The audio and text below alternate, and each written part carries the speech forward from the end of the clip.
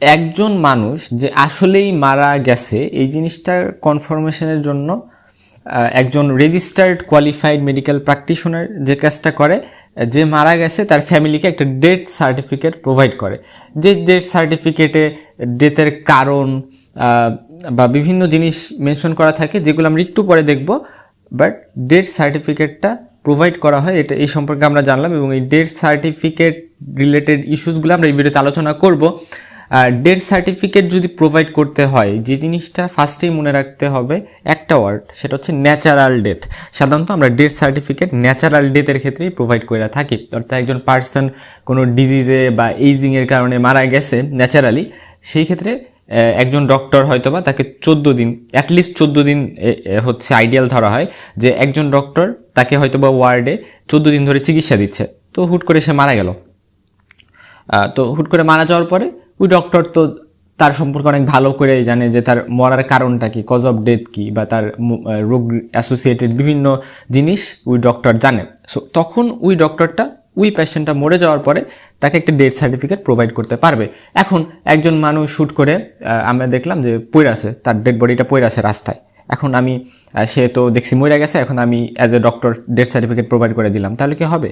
হবে না, বিকজ এটা একটা আনন্যাচারাল ডেথ। সে পড়ে আছে, অ্যাক্সিডেন্ট করছে। সো অ্যাক্সিডেন্টটা তো অন্যভাবে হইতে পারে, তো তার বডিটাকে পোস্টমর্টেমে পাঠাইতে হবে, বা তার এখানে ইনভেস্টিগেশন হবে, পুলিশকে ইনফর্ম করতে হবে। হ্যাঁ, সো এখানে কিন্তু হুটহাট করে অবশ্যই ডেথ সার্টিফিকেট দেওয়া যাবে না। ডেথ সার্টিফিকেট শুধুমাত্র একজন ডক্টর যিনি ডেথের কজটা জানে, ডেথের কজটা ভালো করে জানে, এবং এটাকেই আইডিয়াল ধরা হয় যে সেই ডক্টরই দিতে পারবে যে ডক্টরটা তার চিকিৎসা দিচ্ছে। আমার বাসায় একজন ভাড়া থাকে, তো ওই জায়গার ভাড়াটিয়া যারা ছিল তার মধ্যে একজন মেল হচ্ছে মারা গেছে। এখন আমি অ্যাজ এ ডক্টর আমার কাছে হচ্ছে ওই ফ্যামিলি এসে বলতেছে একটা ডেথ সার্টিফিকেট প্রোভাইড করতে। তো আমি তো তাদেরকে অনেকদিন ধরে চিনি, আমি তাদেরকে ডেথ সার্টিফিকেট তো প্রোভাইড করে দিলাম। কিন্তু দেখা গেল যে আমি যদিও ডেথ সার্টিফিকেট প্রোভাইড করে দিছি, তারা আমাকে যে কারণ বলছে, যে কারণে মারা গেছে, ওই কারণ দিয়ে আমি ডেথ সার্টিফিকেটটা সিগনেচার করে দিয়ে দিলাম। বাট এখানে কথা হলো, এটার ইনভেস্টিগেশন হইলো ওই কেসটার, এবং ইনভেস্টিগেশন হয়ে দেখা গেল যে ওই বাসার যে কাজের লোক ছিল সে হচ্ছে ওই লোকটাকে খুন করছে। তো তখন কিন্তু আমি যে ডেথ সার্টিফিকেটটা দিছিলাম, এর ফলে কিন্তু আমারও পানিশমেন্ট হইতে পারে।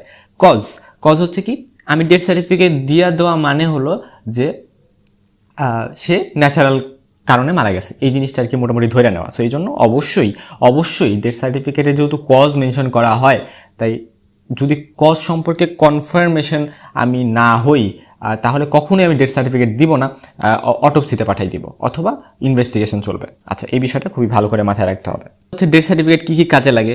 বিভিন্ন কাজে লাগে, যেমন সম্পত্তির ইনহেরিটেন্স বা সাকসেশন, কে এই প্রপার্টির মালিক হবে এই রিলেটেড ইস্যুতে, পেনশন বা ইন্স্যুরেন্সের ক্ষেত্রে, বিভিন্ন স্ট্যাটিস্টিক্যাল পারপাসে, যেমন মোর্টালিটি রেট, এইজ, সেক্স, এগুলো যখন আসলে কাউন্ট করা হয় তখন, বা বডির ডিসপোজালের স্বার্থে যখন নিজের বাবার নাম মেনশন করতে হয় বা বাবার আইডেন্টিটি লাগে বিভিন্ন কাজে, তখন উইথ ডেথ সার্টিফিকেট, বাবার ডেথ সার্টিফিকেট লাগতে পারে। ডেথ সার্টিফিকেট থেকে আমরা হচ্ছে ডেথের কজ, টাইম, ম্যানার, মোড, এগুলো কিন্তু জানতে পারবো। ডেথ সার্টিফিকেট অ্যাকচুয়ালি কীভাবে লেখা হয়, এটার ফরম্যাটটা কেমন, সেটা সম্পর্কে আমরা জানবো। আমরা নর্মালি যেটা করি, আমরা হচ্ছে WHO একটা ফরম্যাট মেনটেন করি, ওটা ফলো করার চেষ্টা করি। স্ক্রিনে একটা ডেথ সার্টিফিকেটের ছবি দেওয়া আছে, এটা একটু লক্ষ্য করো। বেসিক্যালি কাইন্ড অফ এরকম টাইপেরই হয় ডেথ সার্টিফিকেট, তবে এখানে বিভিন্ন কিছু আছে, নাম, এই, সেক্স বা বিভিন্ন টাইপের বিষয় দিয়ে এখানে মেনশন করা হয়েছে। বাট আমাদের মেইন যে জায়গাটাতে যাইতে হবে সেটা হচ্ছে দুইটা মেইন পার্টে, কজ অফ ডেথের যে জায়গাটা, হ্যাঁ, এই জায়গাটা most important of a death certificate. এই জায়গাটাই সব কিছু, আর বাকিগুলা হচ্ছে জাস্ট মানে নর্মালি যা আছে সেটা বসাই দিব। But cause of the death খুবই ইম্পর্টেন্ট। এই কজের জায়গায় আমরা কি করব, কজের জায়গায় দুইটা পার্ট আছে মেইনলি, ফার্স্ট পার্ট আর হচ্ছে সেকেন্ড পার্ট। তো ফার্স্ট পার্টকে আমরা রোমান 1 দ্বারাও প্রকাশ করি, সেকেন্ড পার্টকে রোমান 2 দ্বারা প্রকাশ করি। তো ফার্স্ট পার্টটা কি, আমি খুব সহজভাবে বলি যে যেই কন্ডিশনটা বা যেই কারণটার কারণে একজন পার্সন মারা গেছে, সো আমি এক্সাম্পল দিয়ে ভালো করে বুঝবা। আমি জাস্ট ফার্স্টে বলে গেলাম যে এই যে রোমান 1 বা ফার্স্ট পার্ট, এটা মানে হচ্ছে অ্যাকচুয়ালি ডাইরেক্টলি যে কারণটাতে সে মারা গেছে, একেবারে ইমিডিয়েট যে কজটা। আর সেকেন্ড পার্ট যেটা রোমান 2 দ্বারা প্রকাশ করা হয়, সেটা হচ্ছে এরকম কজ, এটাও কজ, বাট এরকম কজ যেগুলা ডাইরেক্টলি বা ইমিডিয়েটলি মরার সাথে অ্যাসোসিয়েটেড না, বাট এই কজটা বা হয়তো বা কোনো ডিজিজ যেটা থাকার কারণে এটা তার ডেথে কন্ট্রিবিউট করছে। ফার্স্ট যে পার্টটা বা রোমান সংখ্যায় পার্ট 1, এটার আবার 3টা সাবসেকশনস আছে, এটাকে আমরা এ বি সি বলতেছি। তো যেটা এ অর্থাৎ 1-এর এ, এই 1-এর এটা কিন্তু সেই কজটা, সেই ইমিডিয়েট কজটা একেবারে যেটার কারণে ডেথ হয়েছে। বিটা হচ্ছে সেই কজটা যেটা এ কে ঘটাইছে, আর সিটা হচ্ছে সেই কজটা যেটা বি কে ঘটাইছে। আমি এটা একটা এক্সাম্পল দিয়ে বুঝাইলে কমপ্লিটলি বোঝা যাবে। এখন আমি একটা এক্সাম্পল দিই। আমি ধরে নিলাম যে একজন পার্সন মারা গেছে মায়োকার্ডিয়াল ইনফ্রাকশনে। তো মায়োকার্ডিয়াল ইনফ্রাকশনটা কি কারণে হয়েছে? মায়োকার্ডিয়াল ইনফ্রাকশন হয়েছে করোনারি আর্টারির অক্লুশন বা করোনারি আর্টারি আটকাই গেছে এই কারণে। তো এই করোনারি আর্টারির অক্লুশন যেটা, এটা কি কারণে হয়েছে? এটা হচ্ছে অ্যাথেরোস্ক্লেরোসিসের কারণে। অর্থাৎ অ্যাথেরোস্ক্লেরোসিস মানে তো আমরা জানি যে ফ্যাট জমে, এবং ফ্যাট জমে ওই করোনারি আর্টারিগুলোকে আস্তে আস্তে অক্লুড করে, এবং করোনারি আর্টারি অক্লুড হয়ে মায়োকার্ডিয়াল ইনফেকশন হয়েছে। সো একেবারে ইমিডিয়েট যে কজটা, এটা কি? এটা হচ্ছে মায়োকার্ডিয়াল ইনফেকশন, যেটার কারণে আলটিমেটলি পার্সনটা হুট করে মারা গেল। তো এটা হচ্ছে 1-এর এ, খুব ইম্পর্টেন্ট, নোটিস ইট। আর 1-এর এ কি কারণে হয়েছে, অর্থাৎ মায়োকার্ডিয়াল ইনফেকশনটা হইল কি কারণে? আনসার হচ্ছে করোনারি আর্টারি অক্লুশনের কারণে। এটা এ। 1-এর বি, এবং 1-এর বি যেটা করোনারি আর্টারি অক্লুশন, এটা কেন হয়েছে? এটা হয়েছে অ্যাথেরোস্ক্লেরোসিসের কারণে। সো এটা 1-এর সি। সো এইটা কিন্তু 3টা কারণ আমরা এখানে পাই গেলাম, এবং এটাই কিন্তু ফার্স্ট পার্ট আমরা ইনক্লুড করতেছি।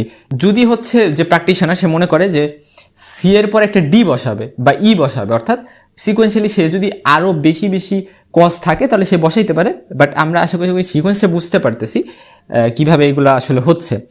ঠিক একইভাবে যে কোনো ডিজিজের ক্ষেত্রে আমরা এভাবে কিন্তু ডেথ সার্টিফিকেটে নোট উল্লেখ করে দিব। আচ্ছা, আমি হচ্ছে লিখে দিলাম যে পেশেন্টটা হার্ট ফেলিওরে মারা গেছে, বা পেশেন্টটা হচ্ছে উইকনেসের কারণে মারা গেছে, হ্যাঁ, বা পেশেন্টটা মেন্টাল স্ট্রেসের কারণে মারা গেছে, ডিপ্রেশনের কারণে মারা গেছে। এগুলো বললে তো হবে না, কারণ এগুলো জাস্ট মানে টাইপ অফ মোড। এই মোডগুলা উল্লেখ করলে কিন্তু হবে না, আমার কিন্তু কজ উল্লেখ করা লাগবে, আমি যেভাবে বললাম এভাবে, হ্যাঁ। কারণ আলটিমেটলি আমি যদি বলি যে কার্ডিও পালমোনারি সিস্টেম, অর্থাৎ পালমোনারি সিস্টেমের ফেলিওর কারণে মারা গেছে বা কার্ডিয়াক সিস্টেমের ফেলিওর কারণে মারা গেছে, এগুলা তো আসলে সবাই এগুলার কারণেই মারা যায়। যার যেভাবেই ডেথ হোক না কেন, আলটিমেটলি তার এই কার্ডিও পালমোনারি সিস্টেমের ইনহিবিশন হবে বা এটা ডিপ্রেসড হবে, তারপরে কিন্তু পার্সনটা মারা যাবে। এটা সো ওভারঅল কথা, যে প্রকার ডেথই হোক এগুলা হবেই। তো এজন্য সব পার্সনের ক্ষেত্রে তো তাহলে এটা উল্লেখ করা যায়, বাট আমরা কখনোই মোড উল্লেখ করবো না, আমরা অবশ্যই কজ উল্লেখ করবো। এই জিনিসটা জাস্ট আমরা একটু মাথায় রাখবো, হ্যাঁ। আর এখন আসা যাক সেকেন্ড পার্টে, ওই যে রোমান 2। এই রোমান 2-তে আমরা কি উল্লেখ করব? রোমান 2-তে হচ্ছে ওই যে বলছিলাম যেটা ডাইরেক্টলি ডেথটা ঘটায় নেই, অর্থাৎ মায়োকার্ডিয়াল ইনফ্রাকশন বা হার্ট রিলেটেড কোনো ডিজিজ না, বাট তার কি, তার একটা ডায়াবেটিস মেলাইটাস বা ডায়াবেটিস আছে। সো এই যে তার ডায়াবেটিসটা আছে, অন্য একটা রোগ, but it May contribute to the death.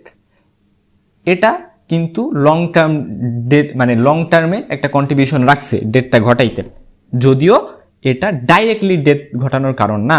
So এই জিনিসটা খুব ইম্পর্টেন্ট যে এই সেকেন্ড বা পার্ট 2-তে আমরা এরকম কোনো ডিজিজ যেগুলো থাকার কারণে সেটা হয়তো বা কন্ট্রিবিউট করছে, তো এগুলোকে আমরা বলতেছি সেকেন্ড পার্ট, হ্যাঁ।